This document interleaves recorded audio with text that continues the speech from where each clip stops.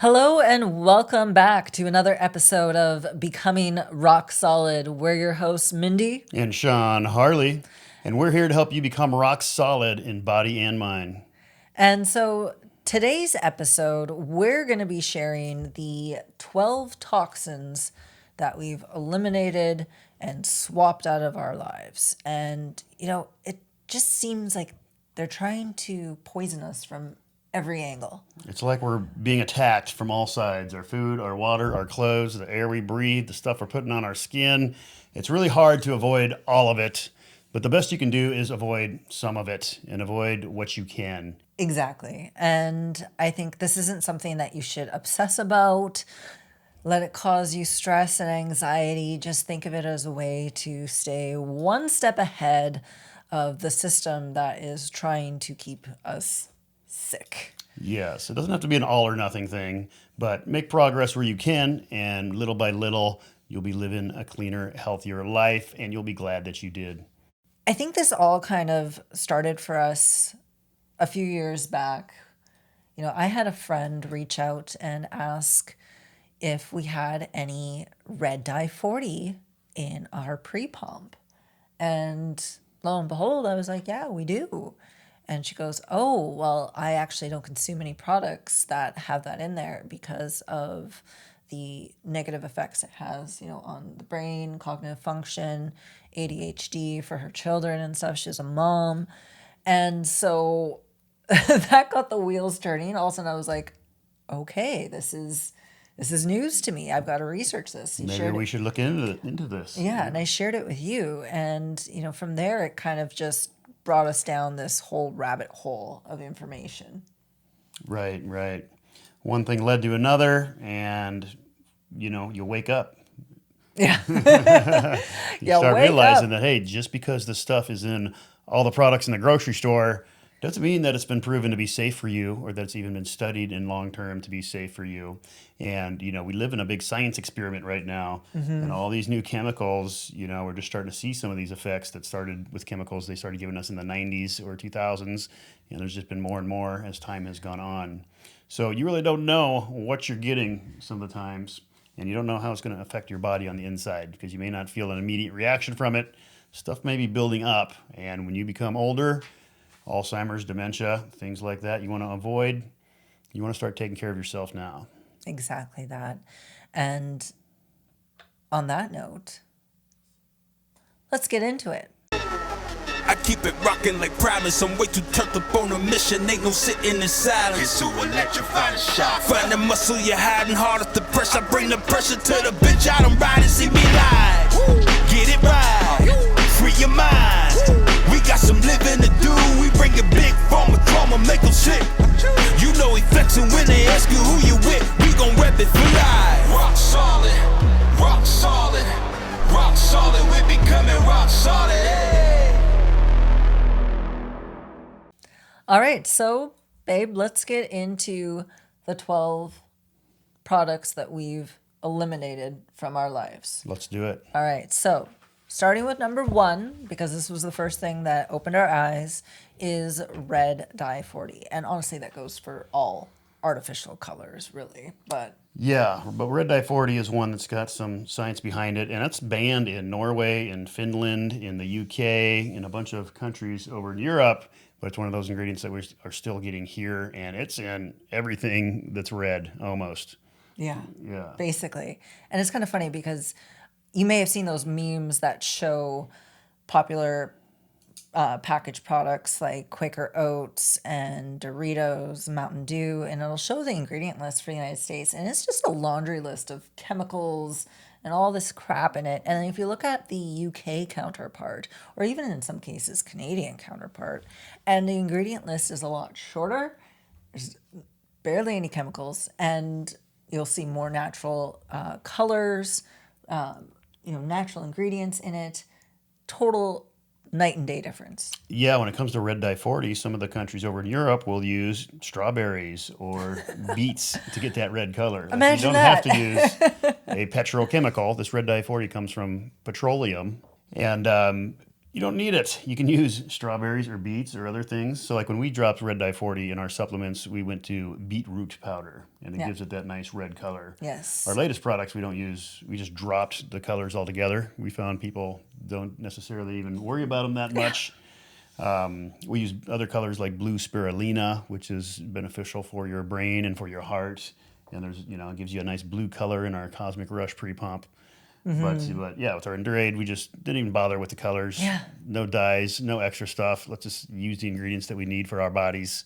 Right? Yeah. Everything you need, nothing you don't. Yeah. But this red dye 40, it causes ADHD, it's been linked to. It's a carcinogen, so it can possibly cause cancer, behavioral changes. Some people have allergic reactions. Yeah. Yeah.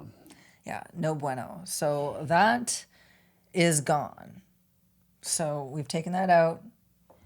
Not in our lives anymore. We make sure when we're checking the ingredient labels on other products that we're buying at the grocery store that it does include natural colors in it. If I see red dye 40 in it, there's no freaking way I'm consuming it. Yeah, some of those products like Gatorade and a lot of those drinks at the stores, certainly all your cereals, a lot of your treats, snack foods, crackers and stuff like that. They'll put this yellow in there. Yeah. Your mac and cheeses, things like that. You've got this dangerous dye in there. Anything that's in a box and processed, really, you really have to be diligent when you're checking the labels because, again, if it's in a box, most likely you're going to have a lot of chemical crap in there. And it's, again, one of those things that it's been banned in California. They're banned in other countries. It's like, okay, maybe we should pay attention to that. If other places are banning them, other states are banning them, other countries are banning them. And be aware, too, is that I do believe that they're actually going to be changing the names of those colors, too. So they're going to be giving them all those artificial colors new names so that Give us some sweet-sounding name that doesn't sound so synthetic. Right? Yeah. And again, made from petroleum. Like, goodness gracious. Like I saw one the other day that was, one ingredient was butter-like flavors. Or butter type flavoring. What does that even Like, mean? What does butter type flavoring exactly mean? Yeah. Oh, gosh. You know it means chemicals, probably. Basically, yeah. So that's number one. Number two. Big one. Big one. I don't know about everybody else, but we've chucked our Crest, Colgate, toothpastes. All right, those are in the garbage. There is no chance in hell I'm going to be consuming fluoride. All right, and I'm going to be using fluoride, and I'm going to be drinking fluoride. It is done and gone out of our lives. Yeah, fluoride is a literal neurotoxin, and they've known this for years, and there's been studies on this. And, I would share this paper on Facebook when they would, I would say something about fluoride, and all the NPCs would get all riled up, get all offended. You're coming after their fluoride as if it's a personal attachment for them. Pearl clutching. And I would show them the Harvard paper that talks about how it's well established that fluoride is a neurotoxin in children. And it's right there in black and white. Yeah. And, if it's a neurotoxin in children, do you think it's not a neurotoxin for adults and seniors? Yeah. A trick question. Good news for you. Yeah, and it's actually a waste product of the fertilizer industry. Yeah, right. And so that gets into the tap water conversation about how they wanted a way to eliminate this waste product that they were using. They were using it for rat poison and other products like that for a while. And then they found out they could just put it in our drinking water and our toothpaste. So easy. Just stick it in there, say it's great for your teeth, and, Yeah. So another part about fluoride too, and you may think you spit it all out, but a lot of that stuff is, a lot of it just absorbs through the mouth, like when you put in chewing tobacco in your lip, you're absorbing the nicotine dermally through the skin. So your fluoride is going to be absorbing right through your mouth. And that's the fastest absorbing areas. Yeah, right. Right. Yeah, it gets right in there. And you are going to swallow some of that as well, right? And so how much is too much? I don't know. I don't really want to find out. Because, part of its neurotoxicity is also it calcifies the pineal gland. And there's been studies where they've opened up cadavers of elderly people that have died, And they've associated these, you can see these pictures of these calcified pineal glands from these people that were in a high fluoride environment. Oh, goodness. Yeah, and your pineal gland is your melatonin. It's a lot of different hormone production, Yeah. but it's also a little more esoterically, it's called the seat of your soul, and it's also associated with your spiritual connection and your third eye. So they're calcifying that, and Yeah, Yeah. so it, kind of slows down you from a spiritual point of view, cuts you off a little bit, but then it also just makes you dumb. It lowers your IQ. It's a neurotoxin. yeah. It's also associated with lower testosterone. And so there's a study on that as well. And we all know that in order to have great testosterone, first of all, before you consider like the TRT and everything, how about we get rid of a lot of these toxins in our life and do the things that support a healthy testosterone and try that for a little bit. I think we'd be surprised. Everybody's on TRT right now, but they're covering themselves in endocrine disruptors and eating endocrine disruptors and brushing their teeth with an endocrine disruptor. And take care of some of these easy to take care of lifestyle changes first. And, some other things when it comes to testosterone are sleep and stress, and, that's another conversation. But there's lifestyle changes that can be made first before running to another pharmaceutical drug. But that's just the American way, isn't it? Don't worry about the source of the cause of the problem. Let's just see what we can do to treat the symptoms. But there is some hope because there was just a big ruling that just happened recently. Yeah, there was a big federal court case on fluoride. It's been a 7-year ongoing court case, and a federal judge just ruled that the amount of fluoride in drinking water, which is like 0.07 parts per million or billion, but that level that they set, that the EPA has said is safe, they've shown poses a unreasonable risk of neurotoxicity for children and for lowering their IQ and a danger to pregnant mothers. And again, that's just because the studies they did were on children. Don't think it's not a neurotoxin for you adults and you seniors as well, especially you seniors. But us adults, as we go into our older age, if we spent 30 years drinking fluoride versus none, you think you're going to get dementia and Alzheimer's sooner or not, Yeah, exactly. So fluoride out, number 2 out. And and so just a little more on that case real quick. So what the ruling said was that the EPA has to address the fact that the set amount of fluoride is a neurotoxin for children. And so we're yet to see what action they're going to take, but they have to take some kind of action either to reduce that risk or to eliminate it totally. And I know since that just happened, I've already seen a couple cities that immediately abandoned fluoride. They're like, nope, we're done. Yeah, so I think there's going to be a bit of a snowball effect, I really hope, of people just waking up to that and seeing, like, do we really need that in there? Why do I need to ingest the fluoride through my water for my teeth? Because most people are already putting it on the top of their teeth topically. You think you need to drink that and something that is going to your brain just to give you teeth? Yeah. Well, I mean, it's in that, and then you got people that are using mouthwash too that destroys the mouth microbiome as well. And that it's just a compound effect over and over again. Yeah, absolutely. But that takes us into our next topic, number 3 of things that we've eliminated or swapped out to reduce our toxins. Tap water. Bye-bye. Right? I used to drink so much tap water, and I used to, scoff at the idea that it was bad for you. Well, I grew up out in the country, middle of Nebraska, in the 80s, and drinking from a garden hose like a lot of people did back then. Yeah. And, you didn't think twice of it. But we had our own private well out there. And, pre-90s, there was a lot less of the pesticides and herbicides and stuff like that sprayed on all the crops. Roundup started coming around, I think, like 93 or so. And that's, when the whole chemical revolution kind of started happening on farms. And so I wouldn't even drink that farm water nowadays. But back then, we grew up on that. You didn't think twice about it. And, you leave the farm, you go to the city, and you keep those same practices. And this is something I'm trying to teach my parents right now because they've been living on that farm up until about 2 years ago. And now they finally live in town for the first time, and they're on city water, and they're on fluoridated water. and everything else that comes with the tap water. Everything else. And that was one of those things, too, where I was talking to one of our good friends back in Omaha about all the hormonal problems that a lot of the women were having there in the area, too. And that was said to be connected to, again, all the pesticides and everything that is in our water. And, there's that atrazine. Yes. That's been in the news, and that is... that's the ones that turns male frogs into female frogs.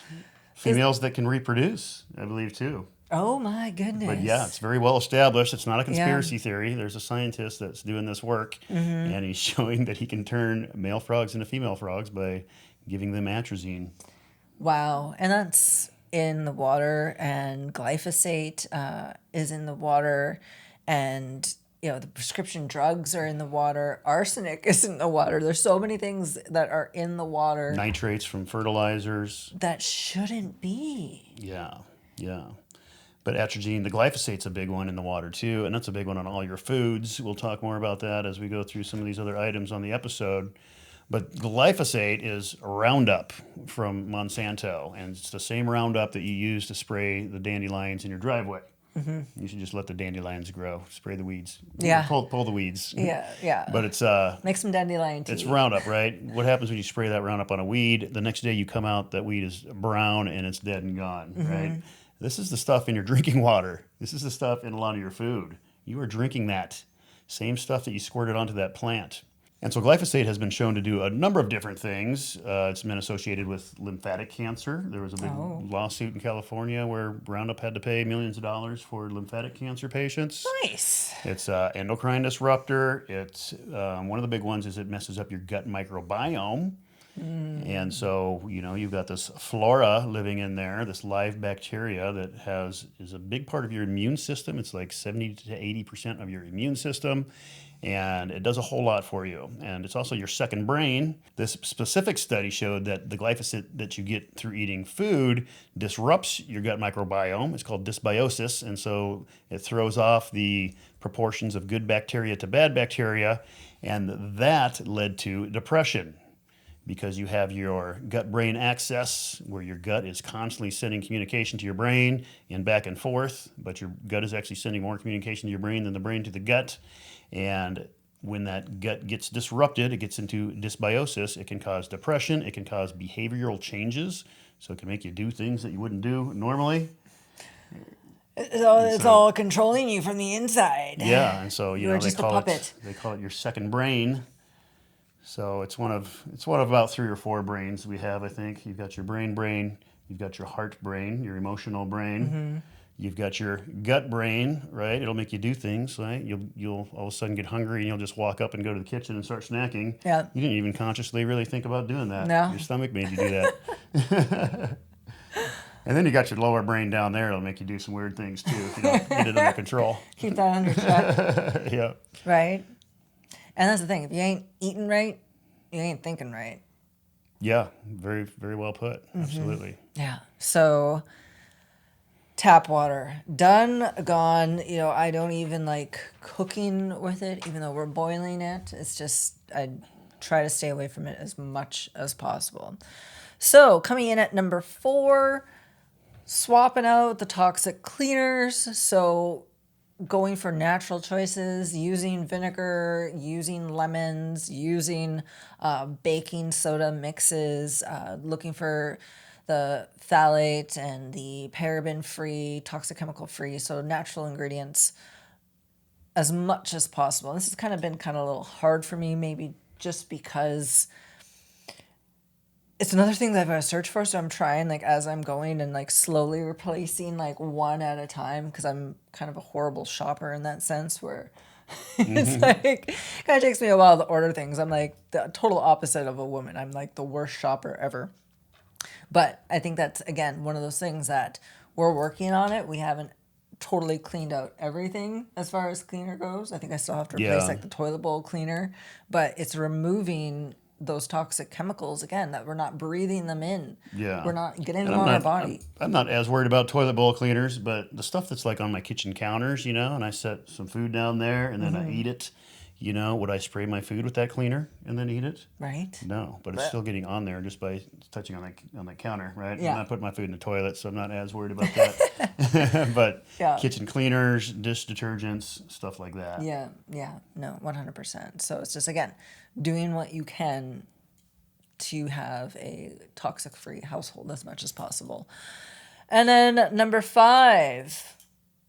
This one might be a little controversial because I know some people are very big on smelling fresh and clean all the time. And they think that they have to use, deodorants like Axe or Old Spice. Secret or Old Spice that contain, the aluminum in there, the endocrine disruptors, the phthalates that are in there, propylene glycol, which I think is actually derived from antifreeze. There's a lot of toxic chemicals, and of course, you're putting this on your skin.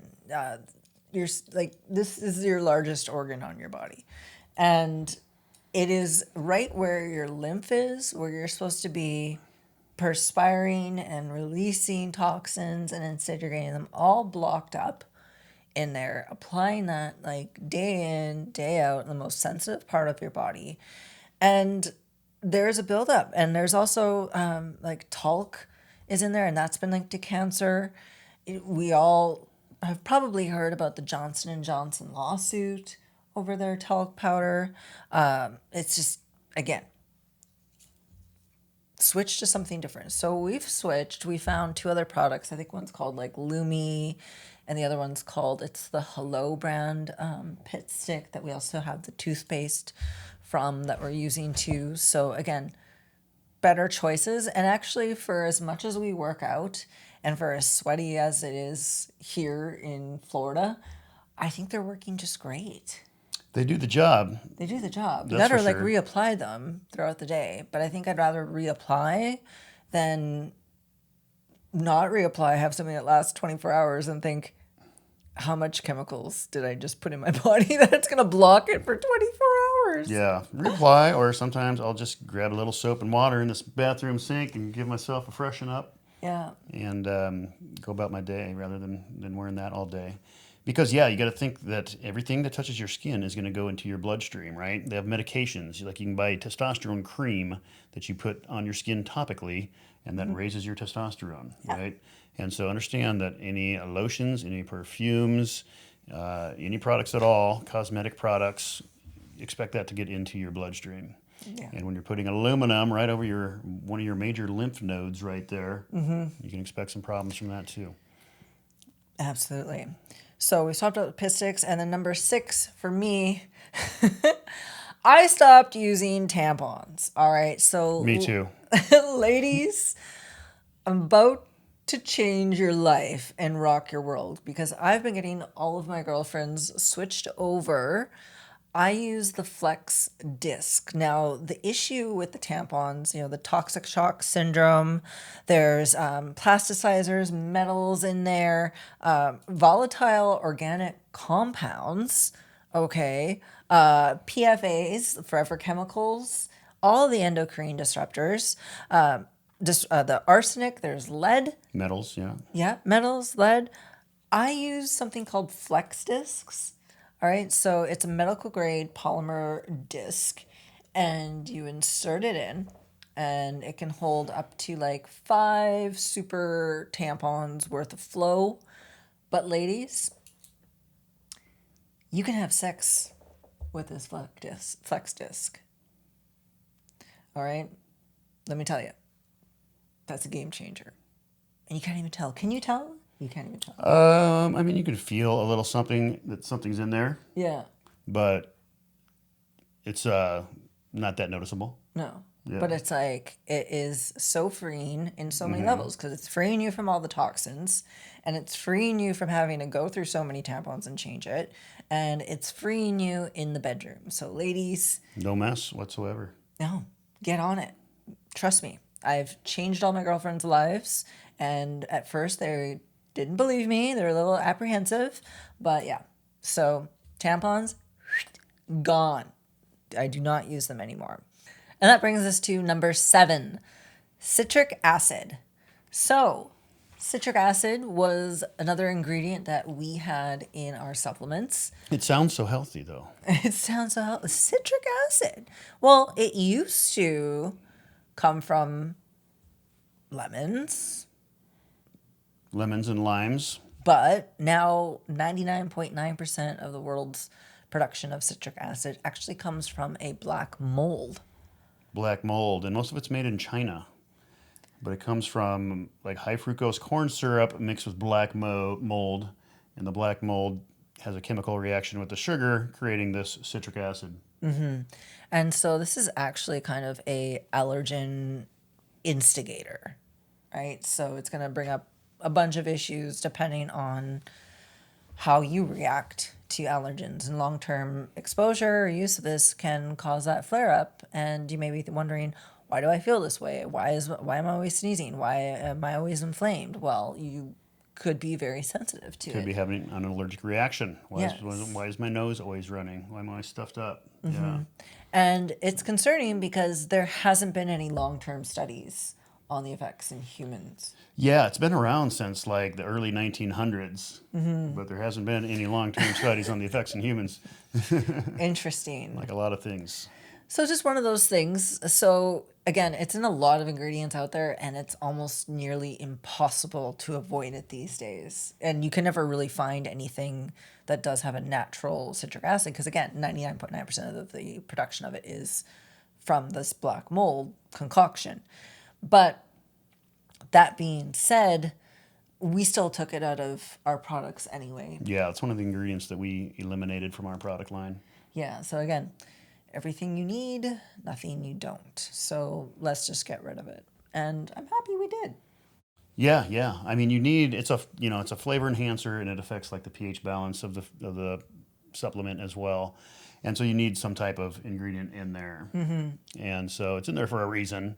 And it's hard to find substitutes for some of this stuff, and some of the substitutes are more expensive than this cheap black mold, right? Yeah. And so that's why a lot of companies use it, of course. But yeah, we aren't about compromising on our products, and if it cuts into our profit margin a little bit, but it gives you a much healthier ingredient, then we're going to give you the healthier ingredient. Yeah. Yeah. Yeah. And again, it's all about eliminating what you can, not worrying about the rest, and doing one at a time on this. So if you're still seeing citric acid in a lot of the foods that you're eating, again, this is up to you. So going on to number 8, I know we used to eat a lot of this. Like, you could have thought we were horses, perhaps. But back in bodybuilding prep, we used to eat a lot of oats and cream of wheat. And now we know better. I used to eat so much oatmeal, like every day. I would, eat it yeah. in a bowl, warmed up, but then I would also like I would put it into a blender and turn it into powder, and then put it into my protein shake and mix it with my protein powder. So I would have like, complex carbs and protein. Seems like such a good idea, right? And making it for like protein pancakes, the recipes and stuff that I used to make it with, or I used to make those rolled oat bars. Oh my goodness. So the deal with oats and cream of wheat is that it is covered in glyphosate. Yeah, it's one of the top offenders of glyphosate, right? And we touched on that a little bit about why that's so bad.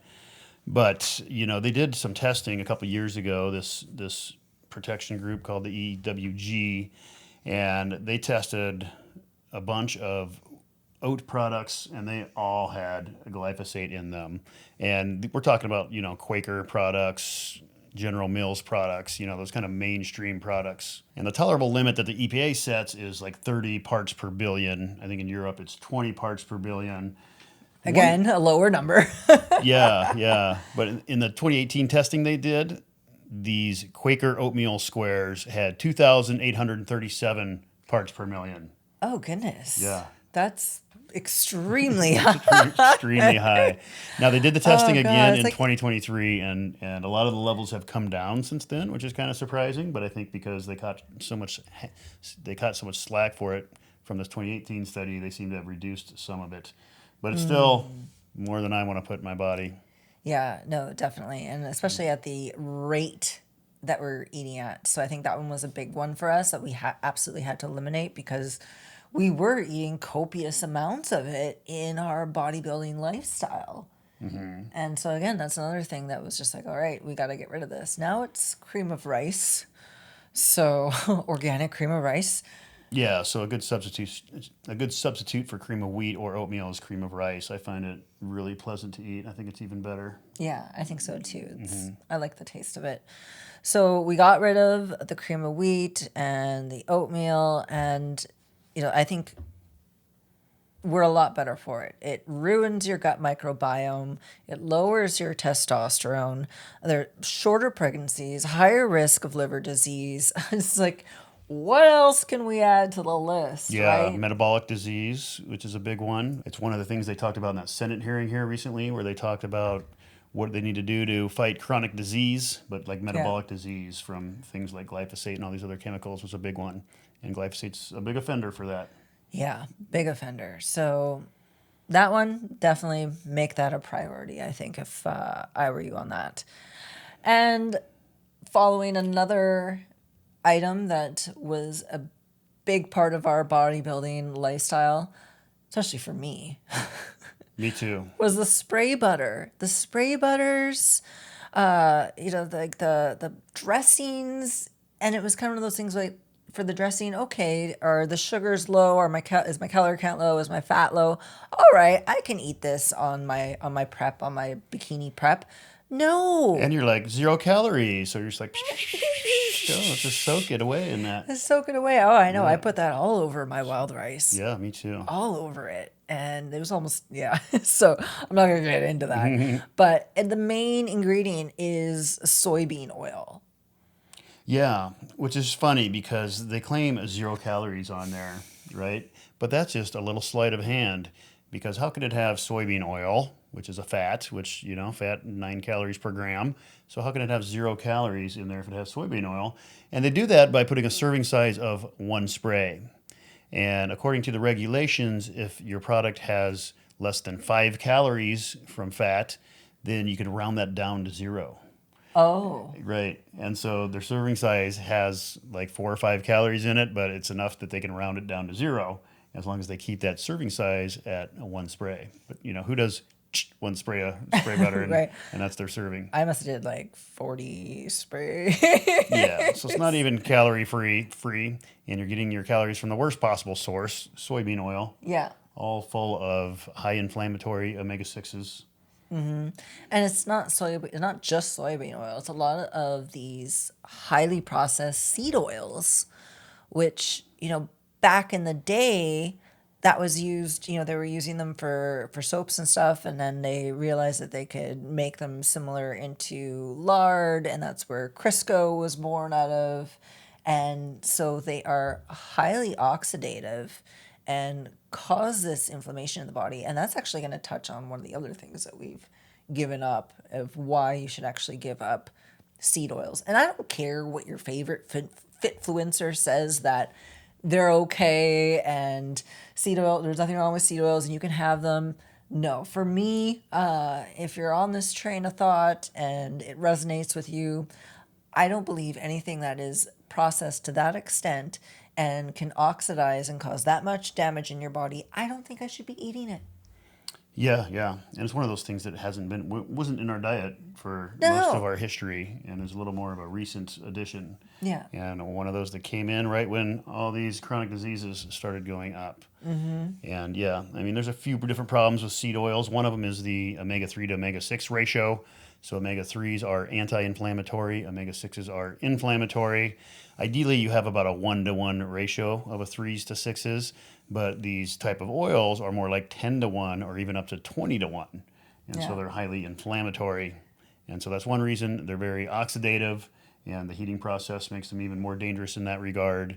And so they cause oxidative damage in your body as well. Yeah, and again, it's one of those ingredients that is literally in everything. Like they stick that shit on everything. It's like Mike's Red Hot. It's like, I put that shit on everything. They put that shit in everything. So your breads, your crackers, your chips, your cereals, your cookies, your desserts, your like, Pretty much all like processed foods, all processed foods. dressings, It's everything. in it, all Yeah. of it. And again, I think that's one of the products, ingredients that I've been very diligent with getting out of our life. And it's a few snacks that I'll still allow it, like the meme, I'll allow it, dude from, Yeah. but I'm like, I'll allow it. But that's, again, the very few products. And other than that, I would say like 98%, 99% of our food no longer contains seed oils. Yeah, and you go to a restaurant, you're going to be eating food that's probably cooked in there. But again, the toxicity is in the quantity. Yeah. And so most people are just eating seed oils 24/7 all day, every day. And so if you can eliminate 80% of that, 90% of that, 70% of that, even 50% of that, I mean, anything you eliminate, you're going to be better off than if you didn't eliminate it. So, make those gains where you can. Yeah. If you got a couple foods or you go eat at a restaurant once in a while, if the other 90% of the time you weren't eating it, you're probably not going to have the problems. Yeah, and I think that was the other thing too. Besides seed oils in the home, we definitely cut back on our dining out experiences as well, understanding how most of them cook their foods. So I'm actually really excited about finding those restaurants that do not use seed oils and use, tallow and avocado oil. There's more and more popping up of those More now. and more popping up. So I know we're definitely going to have to check some out.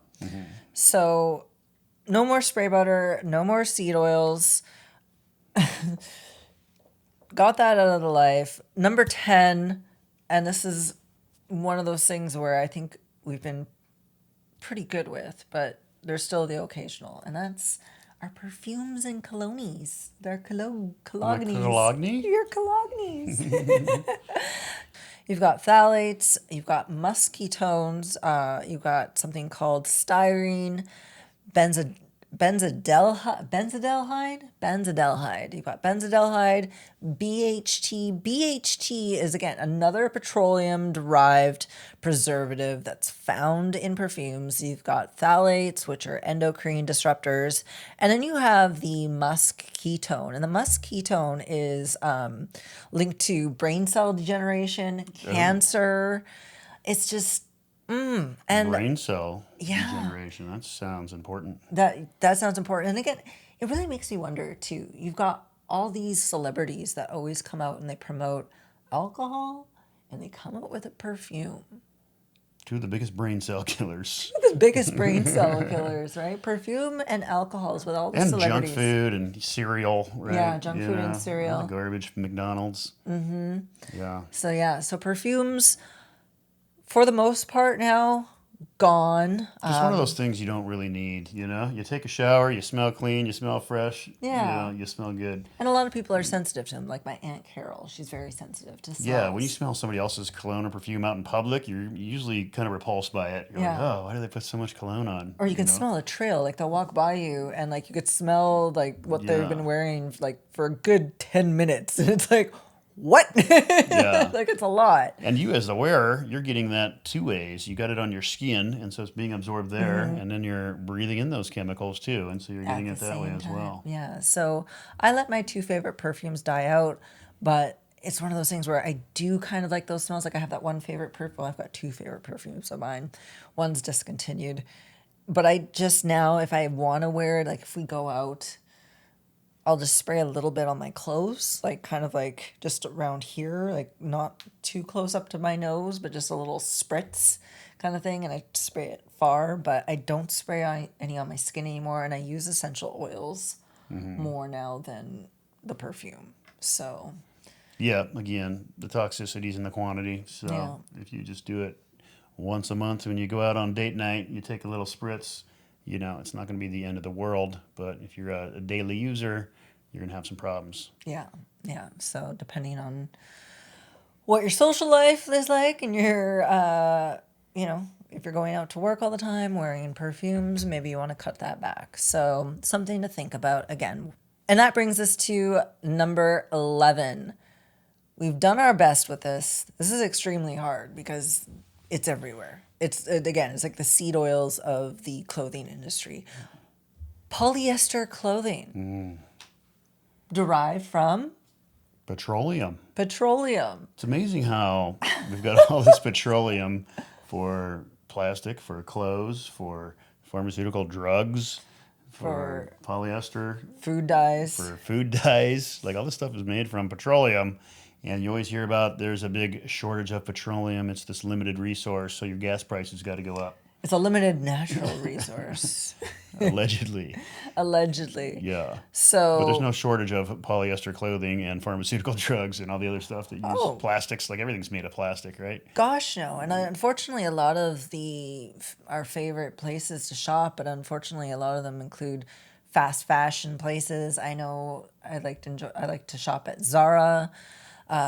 People like to shop with Shein, Forever 21. A lot of those places, again, fast fashion, bad chemicals. You're dealing with all polyester clothing. So I think for me, because I was in the retail industry early on when I was a teenager and then 20s going to college, and that kind of whole consumerism of shopping and buying clothes wore off on me very early. So now that I'm in my 40s and I'm learning more and more about, toxins and making better choices, and of course I kind of stick to more of a evergreen type wardrobe where you pick pieces that last for different seasons and styles. They're classic. They never go out of style. So I've really cut back, that need to always be buying a new wardrobe or, what's in trend, because again,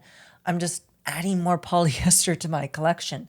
So that's why I'm really grateful that there's companies that I really love to support, like Public Myth out in Vancouver, Canada, that use natural fibers like bamboo for their clothing. And the quality is fantastic that I don't need to be buying clothes over and over again. And, that it creates more space in my life because I don't have to, spend time picking out, what I'm going to wear today. I've got my basic wardrobe, workout clothes, everything from Public Myth, and I know that I'm wearing something that is good for my skin. But sometimes when we go out for date night and stuff, I got to pull out that polyester cute bodysuit because,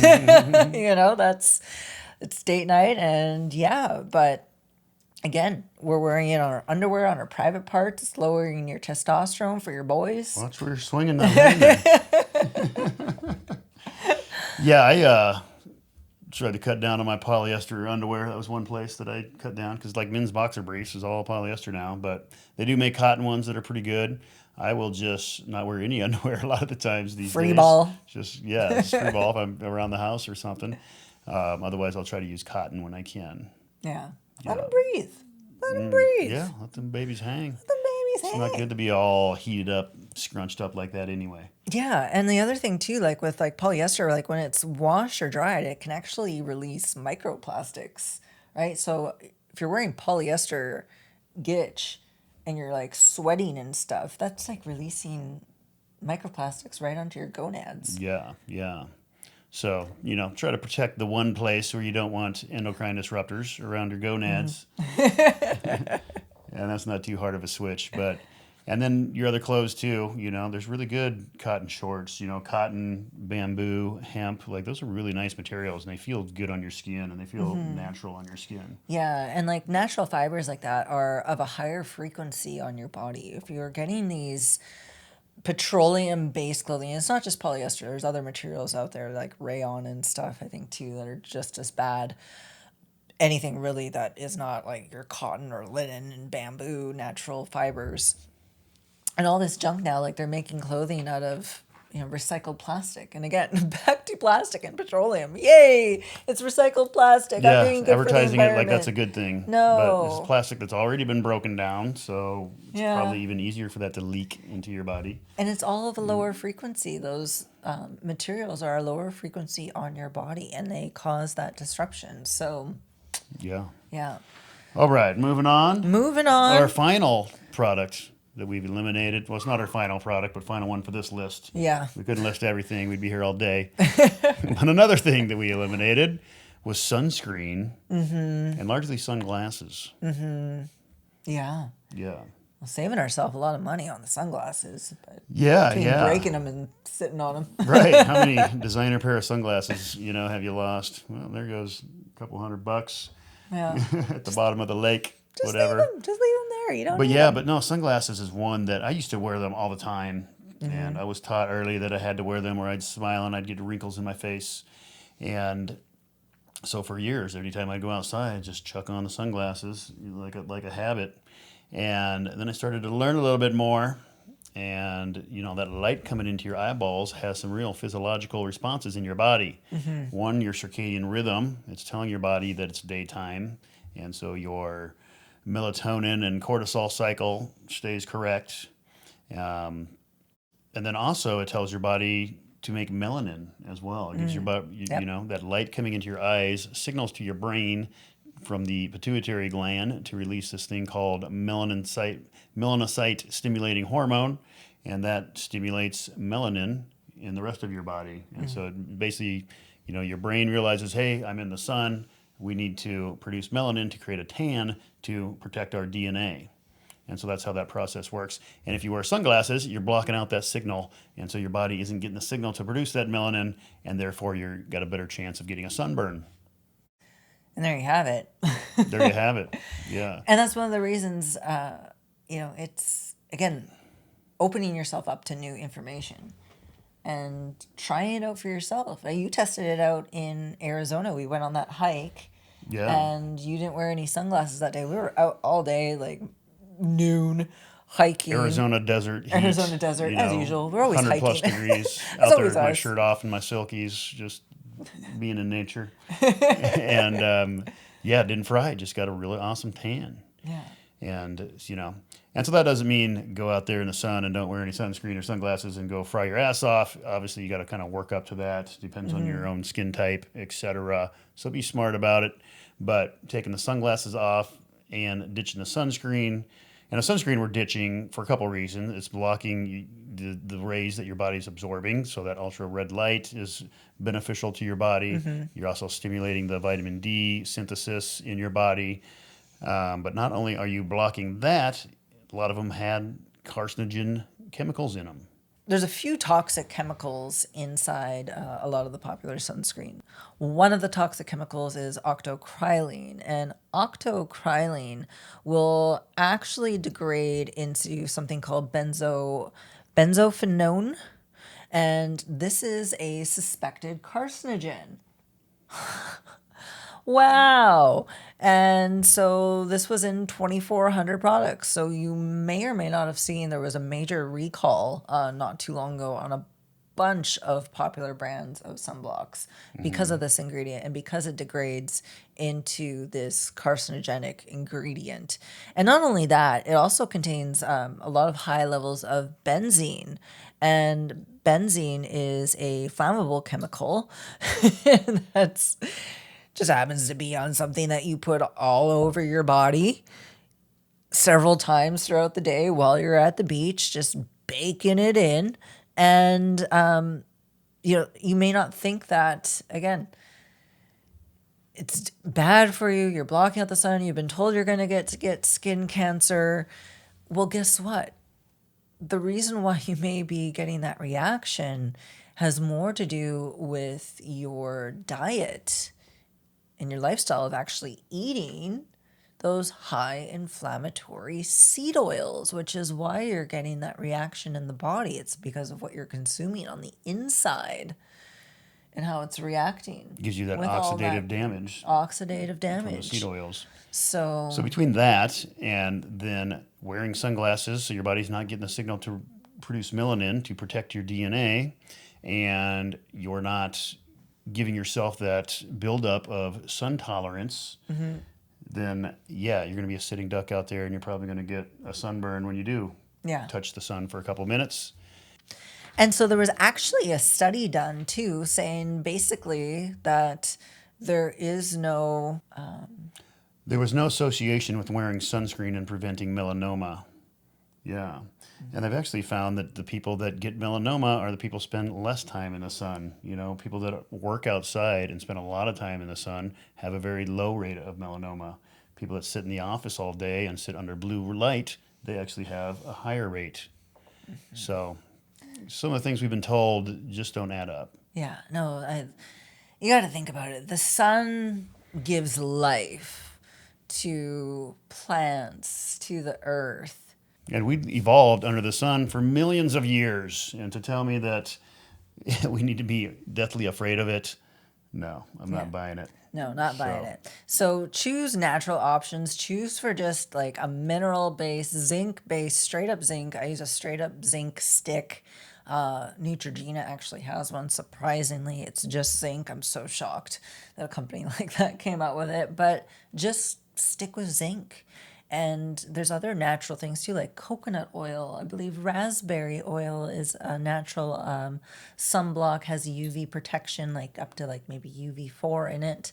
Don't quote me on that, but there's a lot of natural options out there. But if you're eliminating those seed oils, eating right, allowing yourself to get that natural buildup to the sun, wearing sunglasses only, in cases where you're driving and need to, not have that glare in your face, but trying to go without them. Again, that's what I would do. I'm not telling you what to do, but that's what I would do.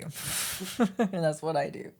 And that wraps it up for our list of 12 items that we've improved on to reduce our toxicity. And so again, this is about making changes where you can. Don't feel like you've got to make drastic life changes on all these things and stress yourself out about it, but reduce when you can. The less poison, the better, right? And thank you everyone for joining us on Becoming Rock Solid. We'll see you on the next one. Don't forget to share, like, and subscribe.